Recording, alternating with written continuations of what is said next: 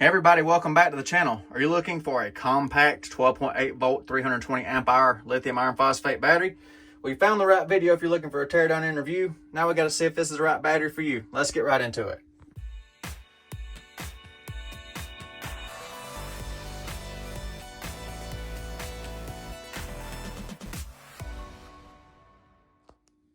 So this is a new battery from TechCella. It is a 320 amp hour 12.8 volt lithium iron phosphate battery. It is our compact series. It is a very small battery. I'll give you some measurements in a minute. Not much larger than a 12.8 volt group 31 size format, but this is 320 amp hours, 4096 watt hours. It's got Bluetooth, BMS, and all that good stuff. There's our model right there at 12.8 320. So yeah, I've already run the capacity test on this battery before showing you all this. Yeah, this is my new leader in the 12 volt category. This thing is an absolute beast. So let's go right to the capacity test. So getting the TechCella charged up before the capacity pull using this LiTime USB 40 amp charger. That right there has been a trooper. Very handy for large batteries like this. That's a lot of capacity to have to charge up. So let it charge for a little while. When it completes, we'll do the pull down. Well, several hours later, the LiTime USB charger's indicating full. So let me check the terminal voltage before I disconnect from the charge. So see if I can get this meter right here for you where you can see it. And then I'll check the voltage at the terminals. We're at 13.94 after coming off the charger. So I've got the TechCella connected to the capacity test rig. Same setup I always use. Energy meter is zeroed out, so now I'm going to turn on the alpha inverter, and then I'll connect the load and begin the capacity test. So we're at 13.43 volts with the load from the alpha inverter. So now time to connect the real load. So here we go. So everything is settled in for the test on the TechCella battery here. Get you a final reading on the load right there, 682 watt load. 51.43 amps. I already have 34 watt hours that is going through the energy meter, and there's our goal right there, 4096. So yeah, lots of energy in a small compact package. And the load is the same charger that charged it up, dumping back over to the 12 volt rig. Little bit past the halfway mark on the TechCella, 2227 watt hours out of potential 4096, a little over halfway. So doing good so far. So now I'm going to add an additional load to it for several minutes, right at 100 amps, and make sure BMS can handle a larger load. So here we go. I'll leave it right there either until that breaker trips, or I don't know, let's run through 200 or 300 watt hours, maybe 400, whatever feels good. So I'll be back in a minute. I mean, it does have a 200 amp BMS in it. So, I mean, this should be nothing for it. I'm working on getting a larger test inverter. All my other inverters are tied up for other uses, but yes, I know you want to see a 200 amp hit on it. And trust me, I am working on remedying that situation for you. Still pulling the 100 amp load on the TechCella. You can see the voltage right there on the little energy meter, the shunt. It's 12.64 volts. All this stuff's starting to get heat soaked now. So, a little bit lower voltage due to heating the wire, but I wanted to show you the voltage at the actual terminals. So 12.79 volts at the terminals of the TechCella battery under that 100 amp load. All right, I killed part of the load on the TechCella. You see right there, we was just on it. It took me long enough to change the drop cord and stuff around. So now I'm gonna put it on a portable power station. So I'm gonna show you, I'm gonna give you everything I got with this inverter, for your surge load or whatever you want. So, I'll give it all it's got here in a minute. I'm going to pop the breaker or trip something out. So I got on portable power station. So 400 watt setting. I'm going to bump it up to the 800 watt setting. So I don't know if the inverter will kick out or that breaker will pop first. So there we go, 138 amps. I'll go ahead and hit it. It's probably going to get the inverter on this one. I'll go up to 1200 watts on this power station. Go. It's probably going to get see if it'll get the inverter first. 167, 181. Okay, it dropped out the output on the alpha, so that's all my inverter can do, but I will back it back down to 800 on that power station. Everything picked back up. So like I said, I'm showing you I can doing everything I can do with this right here. So let everything stabilize back out. There we go, 134 amps, about the best I can do for you before that breaker pops right there. That little alpha is screaming. I hope that does it for you. That's the best I can do. All right, I hope I caught that on camera. Run it until the breaker popped. All right, looks like the TechCella 12.8V is gonna make it. It's rated at 4096, and we're fixing to hit, there we go, 4096. Hit its rated capacity. See how much extra it's got. Still at 12.19 volts, under almost a 56 amp load. Just rolled over 4,300 watt hours on the TechCella 10.7 volts. That's gonna cut off any minute now, but wow, I mean, it is delivered well over its rated capacity. I don't know how much more it's got, but it should be cutting off any minute now. 10.35 volts. So we'll see if the inverter cuts off first or the BMS on the battery. Now remember, this is a real life test on an inverter. This is not just a capacity tester. This is real life. This is capacity you could use in any kind of energy need application you may have, off grid or camping or whatever you got. RVs. I mean, this is impressive so far. Very impressive. It's still going. Should go any second now. There it went. 4,318 watt hours out of a nominally rated 4096 watt hour battery. Wow, that's all I can say capacity wise. Wow. So this TechCella 320 takes the lead on my leaderboard for capacity on 12.8 volt lithium iron phosphate batteries. So 4318 delivered on the inverter. That's a total of 337.34 amp hours out of a 320 rated battery. That is awesome. And percentage wise, that is 5.4% over. So you're getting a 5.4% capacity bonus going with this battery right here. Yeah, that's what I like to see. That was pretty impressive capacity, wasn't it? That surprised me even. I wasn't expecting anywhere near that capacity. 5% and change overage. So yeah, that's pretty nice to see for a budget friendly battery. So let me give you some specs and then I'll do the teardown. As I mentioned earlier, it is a Bluetooth BMS, Xiaozhang Electric, so it should be a JBD BMS. We'll find out more about that in a few minutes when I do the teardown. So, if you want to use Bluetooth and monitor the battery, there's everything about it. So that's a nice feature to have. And the battery has a comprehensive user manual. The specifications of the battery are also available on TechCella's website or on their Amazon listing. Shows you everything you could possibly need to know. I'm not going to bore you or waste your time with that, reading to you out of a book, but it comes in English and looks like German. If that's not German, I apologize. Here's the specification cut sheet. So just give you, they got listings for all kind of different batteries in here.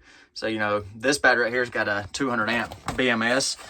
So just, giving you, it does have low temp protection, apparently. And they're also advertising that in their sales descriptions and item listings, things like that. So it should have low temp protection. That'll be a bonus if we have that. And one thing I didn't show you yet, I'm gonna show you everything on this battery before I tear it down. There's the back of the battery. It's got a serial number, things like that. So now it's time for the teardown. Part most of y'all came to see, so I'm gonna crack this battery open and see what the build quality looks like and check all those safeties and things like that. All right, I saved the last little bit of glue up here in this front corner. I'll try to get that popped off for you. There's still something hanging right here in this front corner. I don't want to pop up. I feel resistance. Let me spin around here and look and see if I can see what's going on with that. I looked up under there. It looks like the negative wire got caught up in the sealant underneath the positive terminal right there. So I'm going to try to pop that loose without damaging the wire. All right, I think that got it. There's a Bluetooth antenna, all that good stuff. Oh man, that's what it was right there. That's what I felt. You see that piece of insulation? Dang. Looks like the negatives were glued like what I saw under there. There it was. They were right there glued just like that. So when I popped that loose right there, it looks like it got the jacket on that negative. So you can see the adhesive right there caught that. So that's unfortunate. I got, what size wires are these? Dual number 7s right there. Let's see if I can zoom you in on that a little bit. That is dual 7s. A little different. I've never seen dual 7s on there. So I mean that's interesting. 200 degree jacketed, same on the negative. Yeah, they're 7 gauge as well. Man, I hate I tore that jacket on that darn thing right there. But you can see where it was in that glue, that adhesive right there. Whatever this, I don't know if that's polyurethane or what kind of silicone or whatever that is, but it's super grabby. I said trying to get this lid off was something else, but yeah, oh well. And let me get you right here, zoom back out for you, and looks like somebody wrote a capacity on there. I'm assuming that's what that is, 338.31. That's pretty close to what it delivered. Bluetooth antenna right here on top of the epoxy board. And it's got fiber tape holding that down, so let me pull that out of the way. Right there. There's our BMS over here. I'll see if I can get these cells out in just a second. Let me get this part right here, this epoxy board, taken off. We'll look closer at the cells. I'm gonna try to swing this epoxy board over. I might have to disconnect. Yeah, I have to disconnect the terminals, or I could just cut the board. Oh, I didn't do that. But anyhow, that's out of the way now. Everything's tight in here. You know, extra tight on those terminals, plus all that adhesive, whatever that stuff is right there. Those are monster cells right there. Those are absolutely huge. Let me look down further in there and see if they're glued into the bottom. It looks like they have. Yes, there's some kind of epoxy right there. That's what I thought I saw down in the gap between the cell right here and the bottom. That's some kind of epoxy adhesive right there, it appears. I don't know if I'll be able to get these cells out in one piece or not. It's always interesting to see how these batteries are constructed. But let's see what kind of laser welds we got right here. I'm assuming they're laser welds, have to be. Yep, nice welds right there. Pretty good wire management in this one. We've got machine screws holding down the balance leads, and they've got sealing on top of them right there. You know, like I said, decent wire management. There's our NTC sensor right there, so there is temperature sensing. There's the leads. Actually, we've got, is that just one or two? That looks like 2 sensors. We got dual sensors right there. So that's interesting to see too. 2 of them, and looks like they're right beside each other. See that right there? Both those sensors are right beside each other.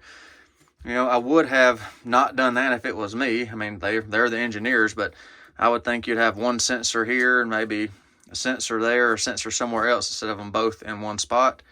I don't know. What do y'all think about that? Try and get you a shot of these QR codes. The numbers are not exactly 100% pristine looking. So try to get you the light. You see those little scratches on there? I wonder if that's a regrind new code, because it's not, you know, see right over it, it's not pristine looking like I'm used to seeing. So I'm wondering, you know, I can't say with certainty. I'm going to run these numbers through a decoder for you here in a second too. It just looks, see what I'm saying? See the little marks right there?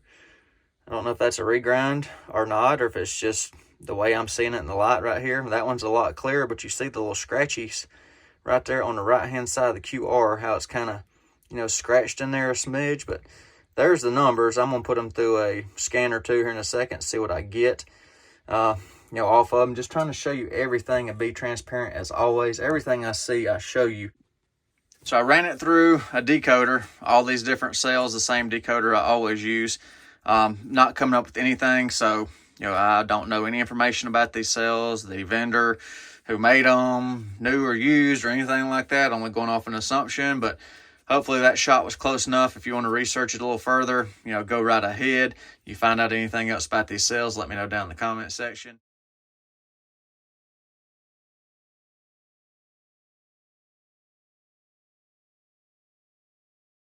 But with that said, we do have foam between each cell, and there is epoxy. I look down through here with the flashlight. These cells are bedded in some kind of epoxy right there. That is epoxy. So I'm not going to be able to get these out of the case. And just to show you this epoxy, even if I cut this case apart, those cells are going to be glued down in the bottom. Look at that stuff right there. The razor knife won't even cut through it. Look at that. There it went. Look at that. Some kind of industrial epoxy. Look at that. That's some serious stuff right there. It's got some serious flex. So yeah, there's that. And then this is the BMS side. There's where we're at a minute ago, showing you that epoxy that they dumped down in the side. You can't really see it on the camera right here, but it's down in there along the sides up to about right here. On this side, we have, hope you can see that. Look at that. It's potted with some kind of silicone, something in there. So, you know, the BMS is right there. There's the side of the BMS, and there is the whatever mystery goo, some kind of silicone, I'm sure, down there around the BMS, and down in the bottom underneath the cells, that stuff's there too. So without completely destroying that BMS board trying to get it out, I don't see a viable way to get that BMS out without damaging it. So I'll try to get some kind of shot on here for you to get you some data. And there's the best shot I can get you on the BMS. It is a JBD BMS. So it is a legit JBD part number, 200 amp rated BMS. So, you know, there, that's good to see that. Okay, there is the wire, you know, that was glued right there on the positive terminal. I want you to look right there, just showing you everything I'm seeing. That's where it was glued down, and then that right there is the back of the positive terminal. Right there. So that jacket was very, very close to being shorted out on the positive. So, you know, I do not like that. It's like when they assembled it, it was pinched right there. So just a little bit of rubbing or vibration over time, we could have had a short circuit right there, because that jacket on that wire came off very easily. Not as tough of a jacket on this wire as I'm used to seeing. So I'm gonna knock it on that for sure. You know, that's number one knock. I'm gonna go ahead and talking about it right here while I'm got you this shot. So this jacket, I don't like the jacket on this wire. I don't know if it's inferior wire or if it's been, you know, whatever's going on. The jacket shouldn't be brittle, but this jacket is just wanting to just pop. Just look at that. That jacket is just coming right off. Now, I'm not used to seeing that on silicone jacketed wire. Usually silicone jackets are very tough and they don't just crumble off like that. And you can see what I'm talking about right there? That's just not, the wire manufacturer they chose does not appear to be the highest quality wire. Abnormal. That is a little bit abnormal right there, so be aware of that. I don't mean to get hung up on this wire situation, but this really bothers me. You know, this is almost a safety issue. You know, I thought I tore the jacket. You know, the jacket just shredded off when I lifted it, that little bit of snag. But you can see this jacket right here is the one that's right here beside the positive terminal. You can see this jacket on the negative, it's got an indentation mark in it right there. And it's torn as well. Now, that indentation mark, if I can't fold it down, remember, because I'm exposed here now. I can't fold it all the way over, but if you look right there where it folds down, let me slide you down a little bit here. I'm trying to show you everything. If you put the wires back, if I put them back where they were, they're right there on the corner of that cell, right there. So the positive terminal right there was pinching the wires on the corner of that cell. And that appears to be what wore through the jacket. They were pinched on assembly. When it was compressed down in there, it just pinched those wires, and then little shipping vibrations and stuff like that just went through it. But then again, like I said before, that silicone jacket is not the highest quality that I'm used to seeing. All right, let's check for high temp protection on the JBD BMS. I looked up the specs on this board. This board has 3 sensors. You've got 2 remote sensors on this board and 1 chip on board sensor built in under the heatsink on the BMS. So we got a high temp and low temp sensor built into this BMS, plus the 2 remote NTC. So there's a total of 3 sensors. I'm going to be able to access these 2 right here that go on the cells.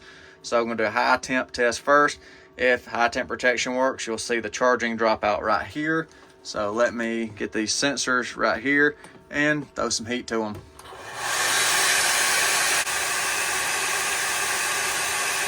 All right, that's pretty quick. So that works. High temp works. Cool them back off. Get them back to charging. Then I'll get an ice pack for you, and we'll check low temp as usual. Cool down, baby. Cool down. Get them cool back down. All right, there we go. Back to charging. So we got high temp. And let me get an ice pack. All right, and I'm going to check low temp protection on the battery. Got my ice pack I always use right here. So I'll take these 2 sensors. They're common ports, so it does not matter which one triggers a 32 degree F or 0 Celsius. Either one will trip the low temp protection in the board. if it's there. So in the ice pack now, we'll see how long it takes, or if it does trip. And if it does, you'll see this drop to 0 over here. All right, there it went. Took roughly 30 seconds, according to the camera viewfinder, for that to trigger. So it does have functioning low temperature protection. There we go. We have low temp protection. We have high temp protection. Some final thoughts on this TechCella battery. Remember, this battery is $399.99 at time of filming. So very low priced for the capacity. It has monster capacity. There is no doubt about that. This one is a beast. Now, the question about the QRs on the cell, I don't know about that. The wires are a little wimpy for a 200 amp BMS and a battery of this caliber. There are some competitors to this one that have 1/0 cables. That's right. So 2 number 7s. Ooh, pushing 200 amps, not my favorite thing. So I'd like to see bigger wires. Low temp, high temp works. The pack itself, construction wise, looks pretty good. Decent stuff right there. It's just that pinch on that wire. I hope that was just a one-time mistake. I hope that's not par for the course of these batteries. That was just, my luck of the draw that I got one that was a little bit pinched. Now, would that have been an issue if I wouldn't have opened it up? I don't know. I mean, we were rubbing on the positive terminal right there a little bit. So, can I recommend it? I'm kind of on the fence on this one. Yes, it's cheap. Yes, it's got monster capacity, but there's so many other little nitpicky things and issues and a couple of safety things going on. I'm gonna leave this one up to y'all. I'm not gonna knock it and kill it, and I'm not gonna praise it. So kind of in the middle. I mean, that's honest thought. I'm 50-50 on this one. If you're willing to take the risk for $399 for the capacity, and you could maybe crack one open and check yours, make sure nothing's pinched, or if you can repair it or upsize the wires. I mean, just a cell pack right there, is that price worth the cell pack? That's for you to decide. Hope y'all enjoyed this video. Thank y'all for watching. Please hit that like button. I really appreciate that. Any questions about this battery or any other batteries, please let me know in the comment section. Thank y'all so much for watching. And TechCella, thank you for sending the sample for our testing. You got a little bit of room of improvement right there, but I think you can do it. You got a good base to start with, so I hope to see a better version.